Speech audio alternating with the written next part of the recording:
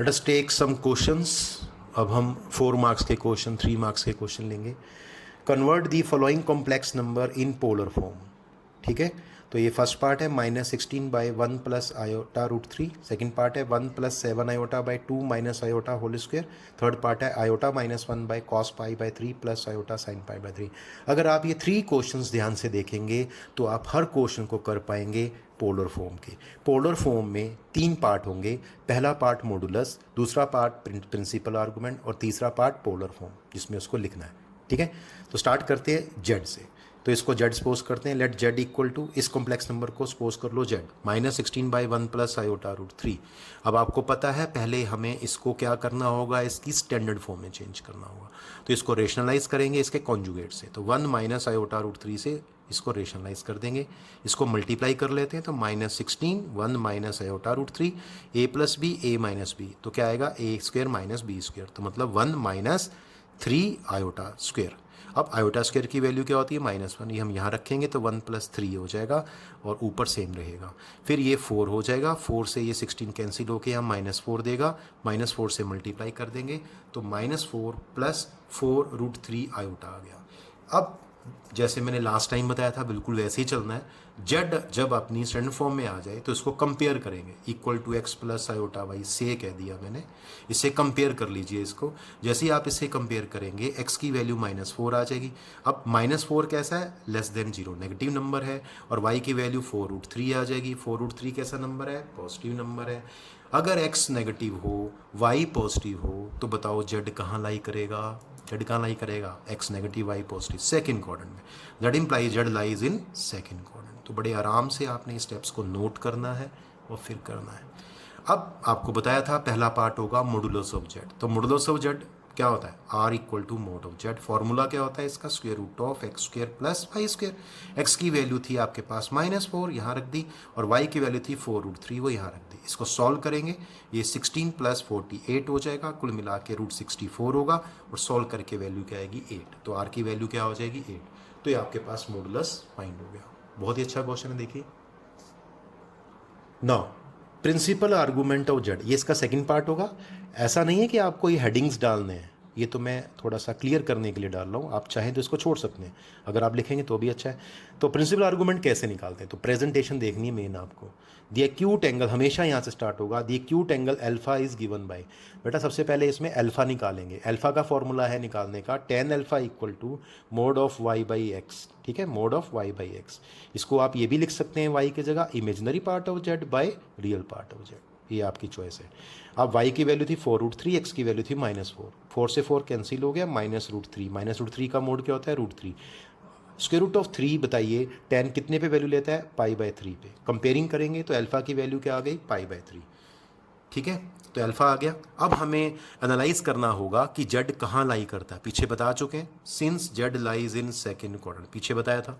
तो therefore principal argument theta, आपको मैंने पीछे 4 केसेस कराए थे, तो वहाँ बताया था कि अगर आपका जेड सेकंड क्वाड्रेंट में लाई करता है तो थीटा की वैल्यू क्या होती है प्रिंसिपल आर्गूमेंट की, वो होती है पाई माइनस अल्फा। तो अल्फा की वैल्यू π/3 यहाँ रख देंगे, इसको सॉल्व करेंगे, थीटा की वैल्यू क्या आ जाएगी 2π/3।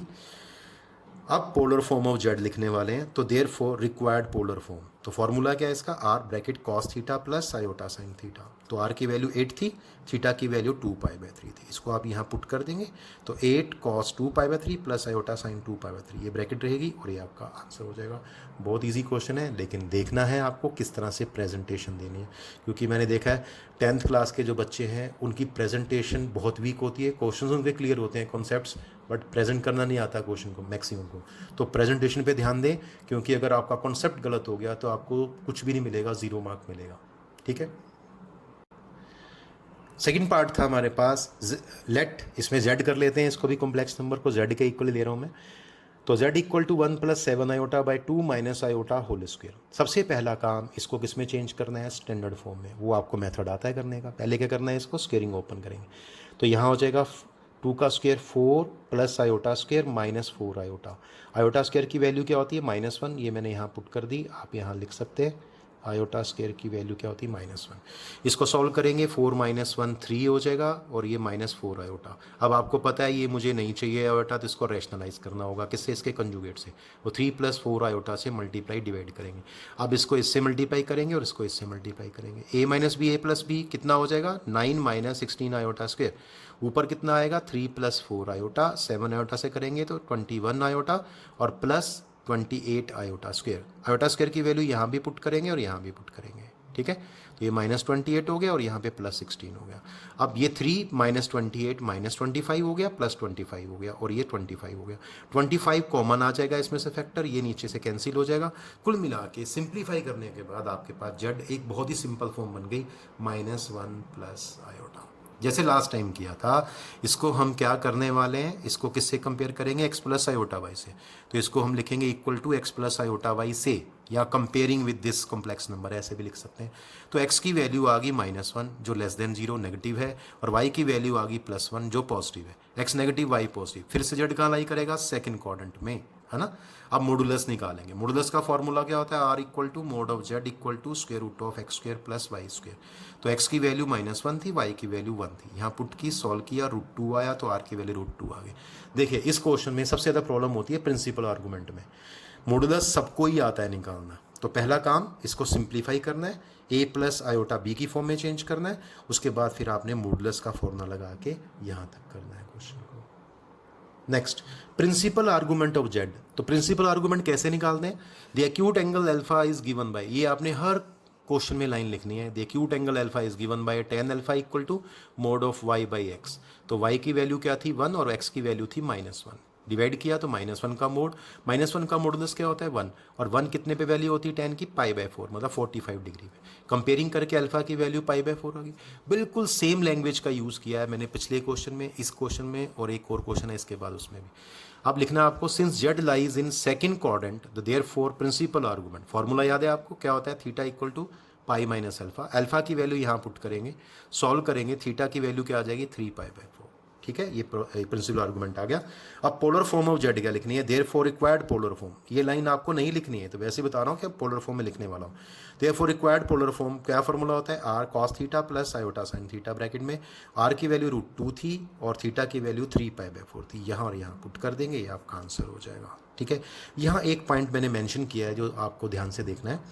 इफ़ r सपोज कर लो मेरे पास 4 है और थीटा की वैल्यू माइनस में है, तो आपको ध्यान रखना है जब आप पोलर फॉर्म लिखेंगे तो 4 तो आएगा, ठीक है, r की जगह, और कॉस जब थीटा लिखेंगे तो ये ब्रैकेट में रखना है -2π। ये मैंने पिछली बार भी बताया था, यहाँ भी बता दूँ। यहाँ पे ध्यान रखना है कि ये जो एंगल आप लिखेंगे ब्रैकेट में लिखेंगे और यहाँ भी एंगल ब्रैकेट में लिखेंगे। ये गलती नहीं करनी।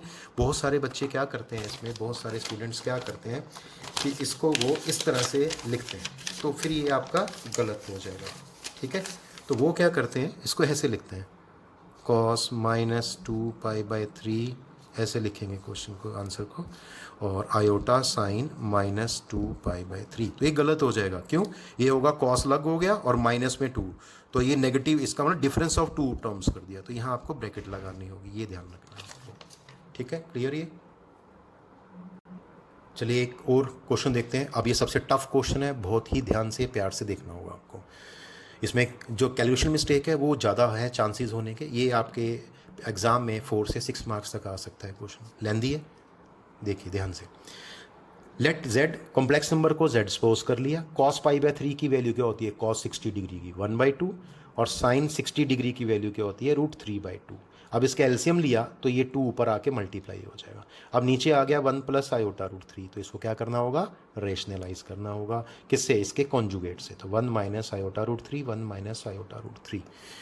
उसके बाद इसको मल्टीप्लाई करेंगे, 2 मैंने वहीं रखा और मैंने 1 से पहले इंटू किया आयोटा -1, फिर मैंने आयोटा √3 से इंटू किया, तो आयोटा स्क्वायर √3 और माइनस प्लस आयोटा √3, और नीचे a + b a - b क्या आएगा, 1 का स्क्वायर 1 माइनस √3 आयोटा का स्क्वायर 3 आयोटा स्क्वायर, ठीक है। आयोटा स्क्वायर की वैल्यू -1 पुट कर देंगे यहाँ पे और यहाँ पे, तो यहाँ पे प्लस √3 हो जाएगा और यहाँ पे +3 हो जाएगा, तो 1 + 3 कितना हो जाएगा, 4 हो जाएगा। अब यहाँ मैंने एक चीज़ ध्यान देनी है आपने खासकर, क्योंकि इसमें ना इर्रेशनल नंबर आ रहा है तो आपको थोड़ा सा परेशान करेगा।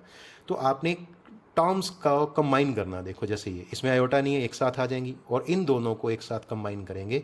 √3 - 1 पहले ये लिखेंगे, कोशिश करेंगे कि ये टर्म ये वाला पार्ट पॉजिटिव लिखे फिर नेगेटिव लिखे। प्लस आयोटा इन दोनों में से कॉमन आया तो √3 + 1, तो थोड़ा सिस्टमेटिक लिखना है। √3 - 1 ऐसा ये दिखाई देना चाहिए √3 + 1, और नीचे 4 2 से कट गया ये 2। अब इसको अलग अलग हम डिवाइड कर देंगे। तो कुल मिला के सॉल्व करने के बाद बहुत ही अच्छा एक्सप्रेशन आया, बहुत ध्यान से करने वाला एक्सप्रेशन आया। बहुत सारे बच्चों से तो क्वेश्चन बीच में ही गलत हो जाता है, क्यों? कैलकुलेशन का ध्यान नहीं रखते हैं। तो ये आ गया √3 - 1/2 प्लस आयोटा टाइम्स √3 + 1/2। मतलब आपकी फॉर्म कैसी दिखाई देनी चाहिए? a + आयोटा b या x + आयोटा y। तो इसको सपोज कर लेंगे x + आयोटा y और यहाँ लिख देंगे से, या कंपेयर करेंगे। कंपेयरिंग करने के बाद x की वैल्यू आ गई √3 - 1/2 जो पॉजिटिव नंबर है। क्यों? ये 1.7 होता है ना अप्रॉक्सीमेट, 1.7 - 1 तो अप्रॉक्सीमेट पॉजिटिव नंबर ही आएगा। और ये तो वैसे ही पॉजिटिव दिखाई दे रहा है, सारी टर्म्स पॉजिटिव हैं। तो y की वैल्यू क्या आ गई? √3 + 1/2। तो ये x पॉजिटिव हो गया, y भी पॉजिटिव हो गया। तो z कहाँ लाई करेगा? x positive y positive, first quadrant. z lies in first quadrant. अब उसके बाद फिर वही सारा कुछ करना है, मॉडुलस ऑफ z। तो r क्या होता है? mod of z which is equal to √x² + y²। यहाँ ये कैलकुलेशन भी ध्यान से करने वाली है। √x की वैल्यू ये पुट करेंगे, y की वैल्यू ये पुट करेंगे। अब इसको सिंप्लीफाई करते हैं, स्क्वेयरिंग ओपन करते हैं, तो फिर देखिए क्या बनता है। और मैं बार बार कह रहा हूँ ये क्वेश्चन बहुत इंपॉर्टेंट है, बहुत ध्यान से करने वाला है। एक बार में नहीं होगा, आपको कम से कम 3 से 4 बार करेंगे तब जाके आपको इसकी कैलकुलेशन समझ आएगी और सही होगी आपसे। देखिए सॉल्व करेंगे तो इसको सॉल्व करके आएगा 3 + 1 - 2 √3/4 स्क्वेयरिंग करने के बाद, ठीक है। और 3 + 1 + 2 √3/4। इसको जो सॉल्व करेंगे इसका एलसीएम लेंगे, ये 4 आ गया, यहाँ आ गया 4 और पहले मैंने ये लिख दिया, कोई फ़र्क नहीं पड़ता उसमें। और उसके बाद ये 4 और फिर मैंने ये लिख दिया, दोनों कट जाएंगे तो 8/4 दैट इज़ √2 आ जाएगा। तो r की वैल्यू √2 आ गई। Next, principal argument of z, वही प्रोसीजर है। The acute angle alpha is given by tan alpha equal to mod of y/x which is equal to y की वैल्यू √3 + 1/2 थी और x की वैल्यू √3 - 1/2 थी। 2 से 2 कट गया, आप यहाँ आ गए, मॉडुलस आ गया। अब बहुत सारे बच्चे क्या करते हैं, यहाँ मोड होता है, बेचारे परेशान हो जाते हैं, ये मोड का क्या कराएं, क्या करें। तो याद रखना, अगर मॉडुलस में कोई नंबर है और आप उस नंबर को पहले से ही जानते हैं वो पॉजिटिव है, तो उसको वही लिख देना है, यही मतलब इसका मोड ड्रॉप कर देना है। सिंपल वर्ड्स में बोलें तो मॉडुलस ऑफ ए की वैल्यू ए होती है, मतलब जो अंदर लिखा है वही नंबर होती है। लेकिन याद रखना एक ऐसा नंबर होना चाहिए पॉजिटिव। तो आप देख पा रहे हैं ये नंबर पॉजिटिव है, ये नंबर पॉजिटिव है, पॉजिटिव है पॉजिटिव, तो ये पूरा ही पॉजिटिव है। तो मोड के अंदर जो है वो पॉजिटिव है, तो आंसर क्या आएगा? ये नंबर यहाँ लिख देंगे, मोड हटा देंगे, ए इज़ पॉजिटिव। ठीक है, अब करना है क्या? यहाँ मैंने स्टार लगाया, रुक जाओ। रुक क्यों जाओ? यहाँ से 2 वेज हैं करने के। एक रास्ता जो है वो रटने वाला है, क्योंकि उसमें बच्चे फिर याद करेंगे वैल्यू। दूसरा थोड़ा सा बड़ा रास्ता है, लेकिन ये है कि समझ जल्दी आता है। बहुत सारे स्टूडेंट्स यहाँ रैशनलाइज करने वाले हैं, क्योंकि 99% हम ये रैशनलाइज ही करने वाले थे, लेकिन ऐसा नहीं है। अगर मैंने इसको रैशनलाइज कर दिया तो आंसर कुछ ऐसा आएगा जिसकी वैल्यू आपको पता ही नहीं होती, कंपेयरिंग नहीं कर पाएंगे, अल्फ़ा नहीं निकाल पाएंगे। तो इसमें एक ट्रिक क्या करने का बता दूं, क्या है? Dividing numerator and denominator by √3। इसको आप √3 से डिवाइड कर देंगे ऊपर नीचे, तो ये 1 हो गया, प्लस 1/√3 हो गया, और नीचे 1 - 1/√3 हो गया। तो स्टेप टू बी नोटेड, ये ध्यान से करना है, मैंने स्टार लगा दिया। अब हमें इधर tan की वैल्यू है, तो कोशिश करेंगे इस टर्म को tan की फॉर्म में लिखें। तो 1/√3 किसकी वैल्यू होती है? tan π/6 की। तो यहाँ tan π/6 लिख देंगे और यहाँ भी tan π/6 लिख देंगे। अब आपके पास एक फॉर्मूला बन गया। अभी नेक्स्ट पेज पे मैं दिखाऊंगा आपको फॉर्मूला लिख के, उधर आपको याद होना चाहिए 1 + tan theta over 1 - tan theta क्या होता है? tan π/4 + theta. तो ये tan π/4 + थीटा आ जाएगा, π/4 + π/6। इसको जब ऐड करेंगे, देखो इसका एलसीएम 12 आएगा, 3 + 2π, 3π + 2π 5π/12। तो देखना ये 5π/12 देने वाला है। नेक्स्ट पेज पे देखो, यस। तो आप ये फॉर्मूला था tan π/4 + थीटा का, 1 + tan theta over 1 - tan theta. तो आपने क्या देखा? tan अल्फा किसके इक्वल आ गया? tan 5π/12। अब समझ आया ये मैंने मेथड क्यों यूज़ किया? ताकि दोनों तरफ tan बन जाए और इजीली हम अल्फा की वैल्यू फाइंड कर पाएँ। अब आपको पहले से पता है z lies in first quadrant, therefore principal argument theta क्या होता है? अल्फा। ठीक है, तो अल्फा की वैल्यू क्या थी? 5π/12। तो therefore required polar form r cos theta plus iota sine theta. r की वैल्यू √2 थी, bracket cos 5π/12 plus iota sine 5π/12। ये आपका आंसर हो जाएगा। That is most important question. अब एक बार मैंने यहाँ पे एनालाइज करके इसको एक, ठीक है, ग्रुप में लिख दिया है ताकि आप भूलेंगे नहीं इस चीज़ को, क्योंकि अगर ये भूल गए तो आपका क्वेश्चन गलत हो जाएगा। प्रिंसिपल आर्गूमेंट कैसे निकालते हैं? प्रिंसिपल आर्गूमेंट मैंने सीधा लिख दिया, फर्स्ट क्वाड्रेंट में क्या है, सेकंड में क्या है, थर्ड में क्या है, फोर्थ में, तो ये आपको याद रखना होगा। अगर आपका कॉम्प्लेक्स नंबर फर्स्ट क्वाड्रेंट में है तो प्रिंसिपल आर्गूमेंट, जिसको हम थीटा कहते हैं, तो उसकी वैल्यू क्या होती है? अल्फा। अगर सेकंड क्वाड्रेंट में है तो थीटा की value pi minus alpha, third में है थीटा की value alpha minus pi, fourth में है तो थीटा की वैल्यू माइनस अल्फा। यहाँ मैंने लिख दिया where alpha is the acute angle given by, alpha कैसे निकाला जाता है? इस फॉर्मूले से, tan alpha equal to y by x का मोड। लेकिन याद रखिए y की जगह क्या लिख सकते हैं? इमेजिनरी पार्ट ऑफ z, और x की जगह क्या लिख सकते हैं? Real part of z। मतलब अगर मैं कहूँ तो मैं यहाँ पे इमेजिनरी पार्ट ऑफ z भी लिख सकता हूँ और रियल पार्ट ऑफ z भी लिख सकता हूँ, ये आपको देखना है। तो आज आपने सबसे इम्पोर्टेंट पार्ट किया इस चैप्टर का, ठीक है।